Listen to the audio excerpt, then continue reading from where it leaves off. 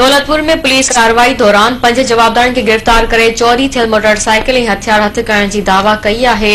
DSP Abdul Wahid Khoso ऐं SHO Daulatpur Waseem Mirza press conference कंदे चयो त बहारकोर ॻोठ वेंदड़ लिंक रोड ते छापो हणी टिनि जवाबदारनि गुलाम कंबर ज़रदारी, अब्दुल रहमान सोलंगी ऐं गुलज़ार खे गिरफ़्तार कयो वियो। जवाबदारनि वटां चोरी थियल मोटरसाइकिल ऐं हथियार हथाया आहिनि। पुलिस मुताबिक़ ॿी कार्रवाई में फुर्स जे इदारे सां बीठल जवाबदार हारून उनड़ ऐं मसूद पली खे गिरफ़्तार कयो वियो। जवाबदारनि वटां हिकु क्लाशनकोव पिस्टल ऐं गोलियूं हथ कयूं वियूं आहिनि। पुलिस जो चवणु आहे त कार्रवाईनि दौरान गिरफ़्तार कयल जवाबदारनि खिलाफ़ केस दाख़िल कया विया आहिनि। कानूनी कार्रवाई मुकमल करण बाद जवाबदारनि खे अदालत में पेश कयो वेंदो।